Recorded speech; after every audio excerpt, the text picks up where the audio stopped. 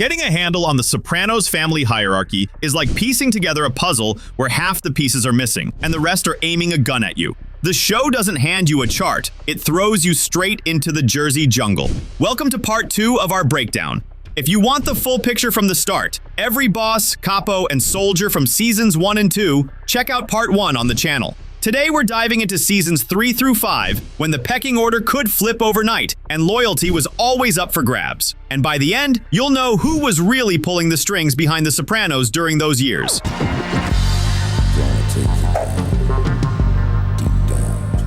In season 3, Christopher gets officially made for him. It's a badge that says, "You're one of us." He's been recognized, but it's also a trap. From now on, he's stuck proving himself over and over. Around the same time, new faces show up. Benny Fazio and Warren Dupree, the guy running card scams with Paulie. Benny's young, ambitious, and likes to stay close to power. First with Christopher, then Paulie, and by the finale, Tony. Less twitchy, but just as hungry. After Richie, whacked by the family's most efficient hitman Janice, the April crew ends up under Gigi Sistone. Calm, respected, until he suddenly drops dead of a heart attack, right there in the can. Brutal. But nature abhors a vacuum. Ralph Cifaretto comes back from Miami. A genius at making money, but completely unmanageable. The only reason they put up with him is the cash. Behind the jokes, pure evil. Behind the ambition, a threat even to Tony himself. And eventually, Tony snaps. After the dead racehorse and the murder of Tracy, Ralph Cifaretto disappears. Literally. After him, Vito Spatafori takes over. Careful operator, doesn't stick his neck out, earns steady, stays out of beefs. Soft on the outside, but no fool. Only problem? He's got a second life, and it's the one that wrecks everything. For a while, he's got Johnny Cakes around, his, associate. Other members of the April crew, Joe DeRufa from the casino, and Sunshine, the card dealer who got killed during Jackie Jr.'s stick-up. Sunshine, buddy, you really shouldn't have dealt yourself in with those clowns with guns. And Jackie Jr., by the way, did manage to pull together his own little crew. Dino Zerilli, Carlo Renzi, and Matt Testa. Technically working under Ralph, but it all ends, guess how? That's right, in blood. Patsy Parisi, twin brother of the late Philly Parisi. After his brother's murder, he keeps his head down, stays loyal, keeps earning, but also pisses in Tony's pool. He's one of those guys who can smile in your face while already thinking about where to bury you. Albert Perez, Larry's brother, is a regular at the sit-downs. Doesn't talk much, but he's always there, which says plenty. When Larry fades from the picture, Albert could have stepped up, but didn't. Rumor has it, actor Richard Maldone wasn't happy with where the character was going and chose to leave the show. After that, it's like Albert never existed. The writers just erased him. And Albert, in a way, is the nickname champ of the Soprano family. Aside from the unofficial alley boy, which we never actually hear on screen, he gets one of the sharpest burns in the whole show. That fucking parakeet, as Paulie Walnuts calls him. The name fits. At sit-downs, he rarely speaks for himself, just repeats what others say. Eugene Pontecorvo, a tragic case. Loyal soldier who asks Tony to retire and move to Florida. Tony says no, and Eugene hangs himself. Couldn't face life without freedom. On top of that, his son's a junkie. In the end, the guy's backbone just snaps. Murph Lupo, an old hanger-on from Junior's crew, mostly a background guy. Slow, out of the loop, makes no decisions, but sticks to the same spot like glue. Matoush Gammon, small-time dealer hanging around Adriana's club, never got inducted into the family, but what he did get was a serious beatdown from Furio. We should also mention Angie Bonpensiero, Sal's widow. After he vanished, she was told he ran off with a girlfriend, and she bought it fast. Tony used to support her financially, but after spotting her new car, he shut off the cash flow. Later, Angie started selling Polish sausages out of her car, and then, surprise, leveled up. She took over Pussy's old body shop and eventually got into shylocking with Patsy and Benny. Basically, she stepped right into her husband's role.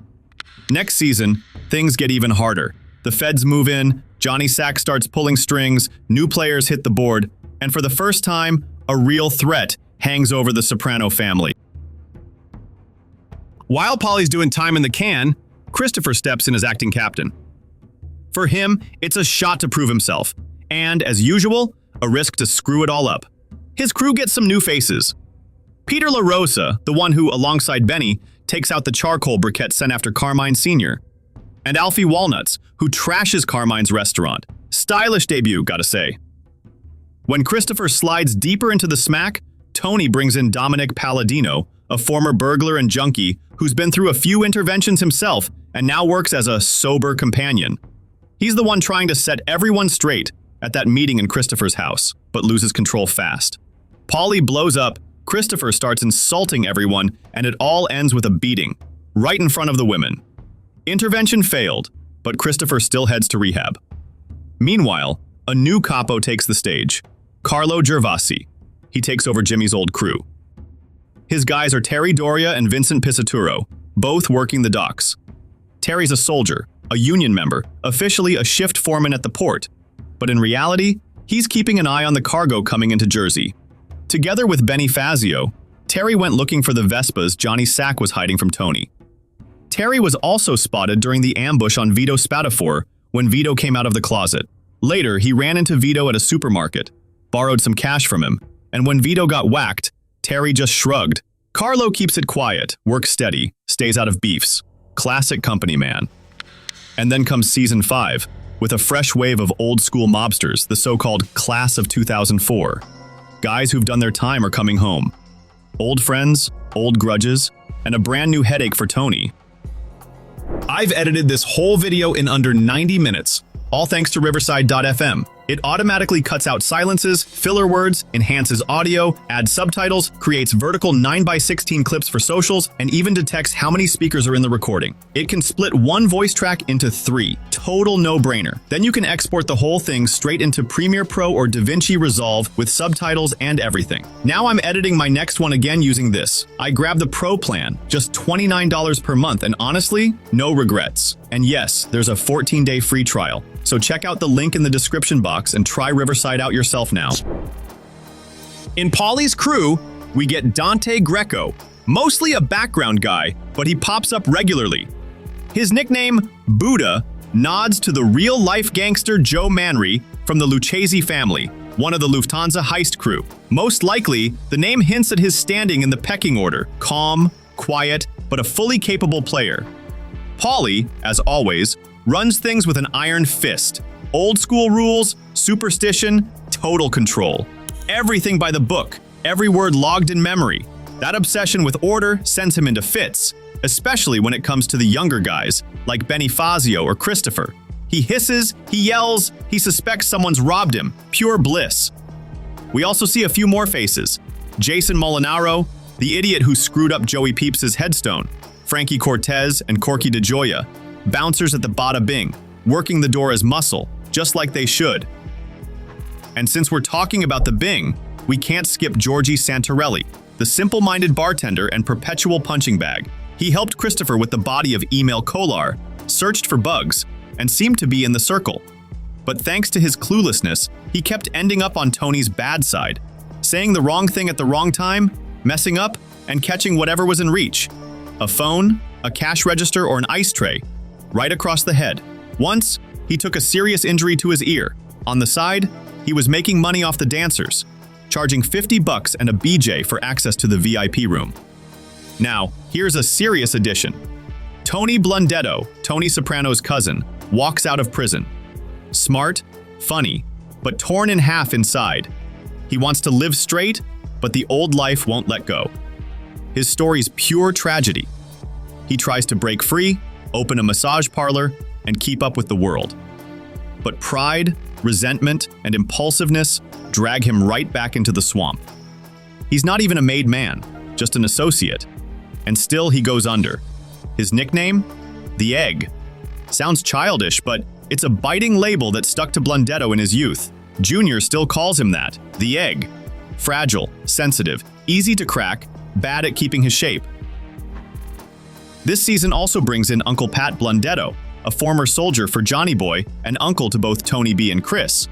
Unlike the others, Pat's retired to a farm where bodies were once buried. Before selling the land, Tony B, and Chris dig up and move the corpses. In the finale, Pat visits the senile junior and tips Tony off that Janice is trying to squeeze the old man for his last dime. Meanwhile, another dinosaur returns, Feech Lamana. He's done a long stretch, gets out, and instantly tries to live by 70s rules. Loud, brazen, refusing to acknowledge Tony's authority, he crosses the line once, twice, 3 times, and gets a one-way ticket back to the can. Tony sets him up with stolen TVs, clean and quiet, because in the new era, there's no room for guys like Feech. By this point, things are slowly but surely coming apart. The old guard is falling away, the young guys can't carry the weight, and paranoia is building inside the family. Everyone's pulling the blanket their way. Tony's holding on, but the pressure is showing. Panic attacks again, ominous dreams, doubts. And then comes Season 6, the darkest, the grimmest, the one where the stakes turn truly deadly. This isn't about business anymore. This is about survival. Because everything around is collapsing, and for the first time, even Tony Soprano stares into the abyss and doesn't know who's staring back at him. Hey, wise guys!